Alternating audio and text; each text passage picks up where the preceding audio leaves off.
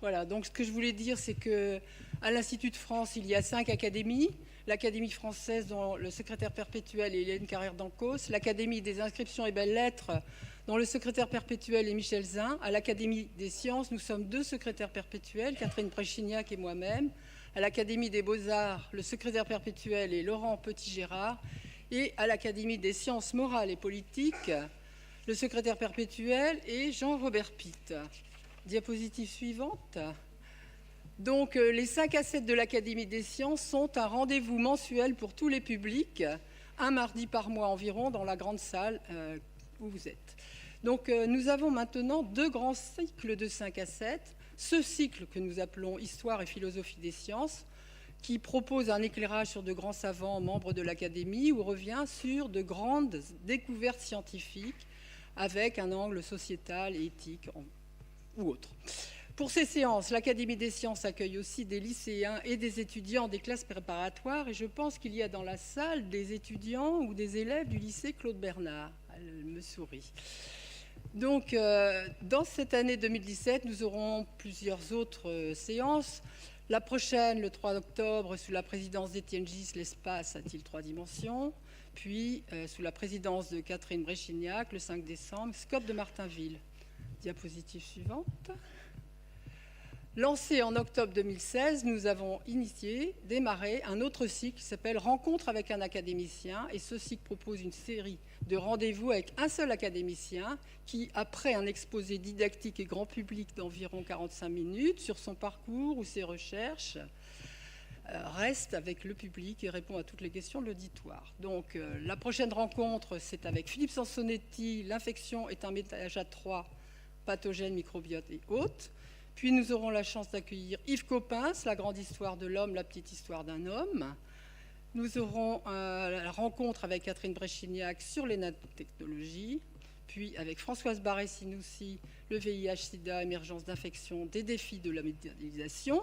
Rencontre avec Guylain de Marcilly le 7 novembre 2017, allons-nous bientôt manquer d'eau? Et enfin, le 12 décembre, rencontre avec Pierre Léna, exoplanète, d'autres mondes, d'autres terres. Il m'a semblé intéressant de dire quelques mots sur Claude Bernard, pas sur Claude Bernard, mais sur les personnages qui existaient en même temps que lui. Quelques savants, par exemple Louis Pasteur, Charles Darwin, Léon Foucault, Jean-Marie Charcot, Henri Becquerel, Henri Poincaré. Diapositive suivante. Quelques écrivains qui étaient au même moment que Claude Bernard, Balzac, Victor Hugo, Charles Baudelaire, Jules Verne, Émile Zola, Guy de Maupassant. Quelques artistes, Eugène Delacroix, Paul Cézanne, Claude Monet, quelques musiciens, Hector Berlioz, Jacques Offenbach, Georges Bizet. Donc ce siècle était extrêmement riche et nous n'avons pas en parlé beaucoup. Nous allons nous concentrer aujourd'hui sur Claude Bernard. Et je suis très très heureuse d'accueillir nos différents intervenants. Mais avant de leur donner la parole, j'aimerais donner la parole à Hélène Carrère-Dancos qui voudrait vous parler de sciences et Académie française.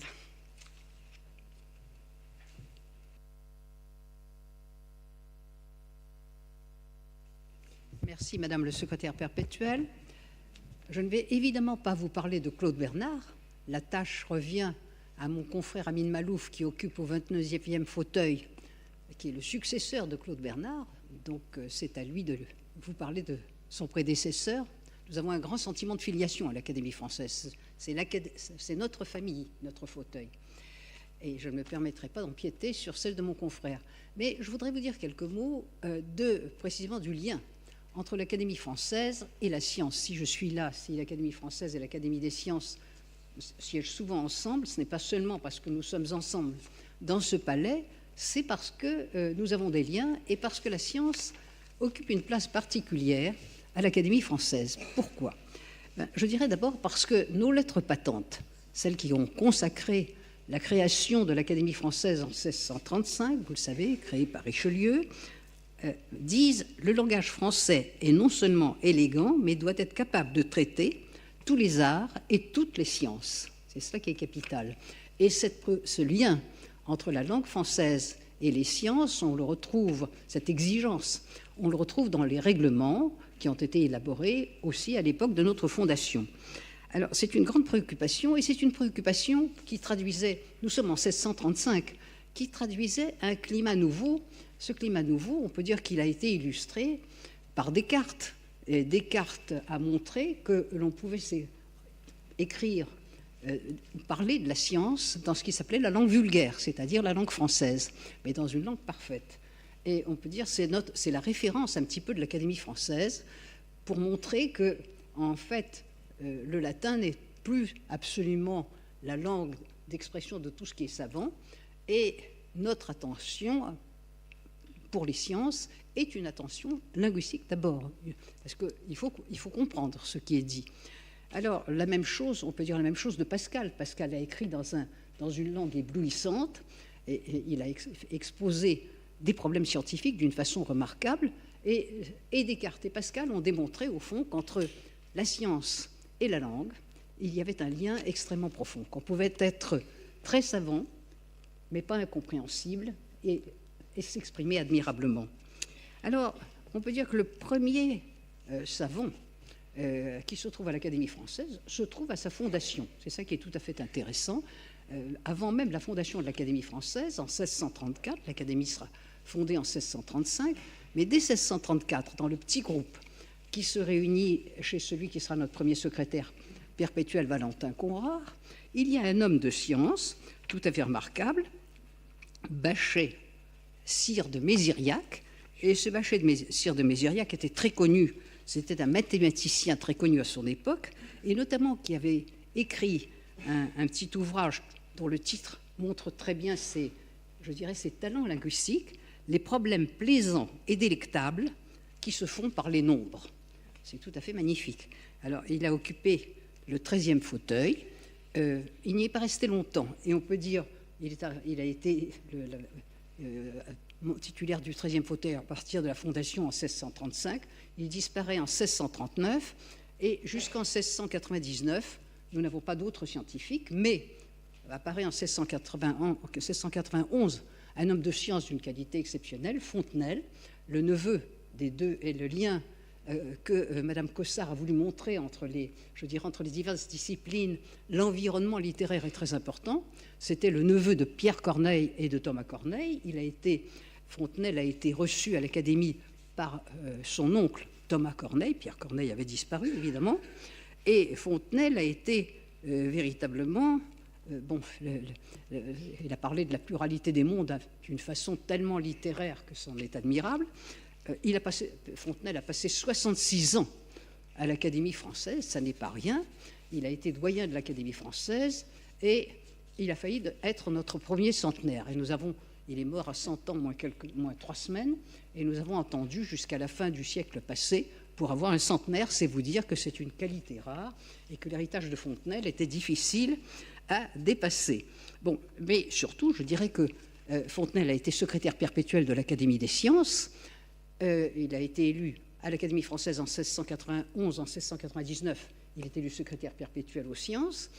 Et à l'Académie française, il a joué un rôle considérable, car il a été le chef de file des modernistes.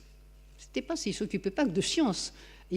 Dans la querelle entre anciens et modernes, il a pris la tête des modernes, contre la Bruyère notamment, avec une vigueur extrême. Donc il a joué un rôle littéraire considérable à son époque, parmi nous. Et bon, donc son héritage est remarquable. Je ne vais pas vous énumérer tous les scientifiques, mais je dirais qu'il y a des figures tout à fait étonnantes qui jouent un rôle dans les deux académies.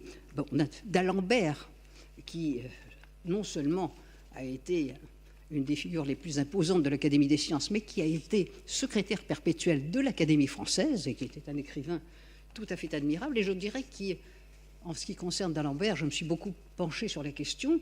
Il est très clair qu'à partir du moment où il a été à l'Académie française, les problèmes de l'Académie française l'ont retenu peut-être plus que tout.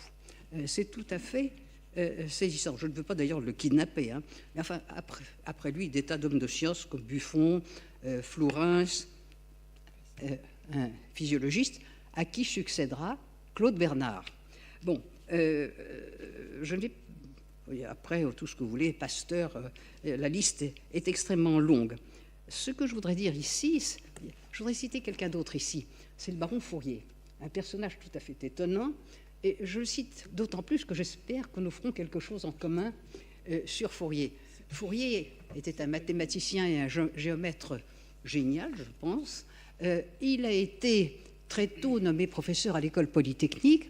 Napoléon l'avait embarqué dans l'expédition d'Égypte et il était secrétaire perpétuel de l'Institut d'Égypte.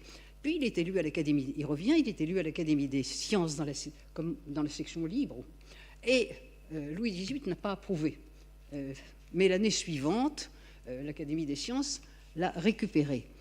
Il a été, je pense, élu en 1817 à l'Académie des sciences. 1816, Louis XVIII avait dû faire une grimace. Mais en 1826, l'Académie française l'élit, et c'était un personnage extraordinaire. Il était très cultivé, il avait été préfet, il a tout fait. Et je sais qu'il a laissé des archives considérables, et je pense que nous aurons un travail en commun à faire sur le baron Fourier. Alors, je m'arrête là dans cette énumération. Je voudrais dire que les choses auraient pu ne pas être... Jusqu'à maintenant, nous avons toujours des scientifiques. L'Académie française est très attentive à saisir certains d'entre eux. Et ça aurait pu ne pas se passer comme ça. Et c'est cela que je voulais vous dire en un instant, c'est-à-dire qu'en 1755, Duclos, qui vient d'être élu secrétaire perpétuel, en constatant que l'Académie s'intéresse beaucoup aux scientifiques, a dit « Ah, mais ça, c'est double appartenance, c'est tout à fait inquiétant, on ne sait pas très bien comment ça pourra peser sur les votes. » Alors, 10 ans plus tard, son successeur est allé encore plus loin, puis la situation s'est figée, mais en 1833, au moment de la réforme, la première grande réforme de l'Institut de France, puisque les académies avaient disparu avec la Révolution et ont réapparu avec l'Institut de France, sous forme de classe de l'Institut, dans la réforme de 1803, il y a eu une disposition interdisant les doubles appartenances. Alors, ça n'a pas eu, je dirais, probablement ça n'a pas eu grand effet. J'ai cherché, manifestement, tout le monde a fait la sourde oreille, et cette disposition est tombée dans l'oubli. D'ailleurs, quand on en parle, personne n'en a jamais entendu parler, sauf les maniaques dans mon genre. Mais l'important, c'est que c'est une disposition qui aurait pu être tragique, parce qu'en effet, elle aurait pu nous empêcher de travailler ensemble, et notamment l'Académie française, qui travaille, je dirais, à accompagner l'évolution de la langue. L'évolution de la langue, c'est aussi l'évolution dans le domaine scientifique, c'est l'évolution technique. Qu'est-ce que nous ferions si nous n'avions pas ces liens absolument privilégiés, si nous n'avions pas des gens de science parmi nous? Alors, je termine en disant que dans beaucoup de ces hommes de science qui ont siégé parmi nous ont été loués pour leur qualité littéraire. Et je dirais d'abord ça de Claude Bernard. Fontenelle, tout le monde le sait, mais Claude Bernard, lorsque il a quitté ce monde, a eu pour successeur Renan, qui était assez regardant sur le style. Renan a énormément loué son style et a dit combien il était important d'écrire ainsi. Il avait d'ailleurs eu cette formule: la première qualité d'écrivain est de ne pas songer à écrire. Et c'était, je crois, une définition parfaite de la modestie de Claude Bernard en matière littéraire et de sa qualité littéraire. Et de la même façon, je dirais que le même Renan a reçu, celui qui a fait l'éloge de Claude Bernard, c'est lui qui a reçu Pasteur. Et ça aussi, c'est très important. Pasteur succédait à qui à l'Académie? À Littré, l'homme du dictionnaire, l'homme véritablement de la langue française. C'est ça qui... Vous voyez à quel point nous avons ce lien entre la langue et la science vraiment accroché à notre tradition. Et il a souligné, en recevant Pasteur, que les scientifiques étaient des hommes dont l'attention à la langue, dont la qualité d'expression de la langue était tout à fait exceptionnelle, et que c'était là une des raisons de la fraternité de l'Académie française avec le monde de la science. Je vous remercie, Madame la secrétaire perpétuelle. Merci.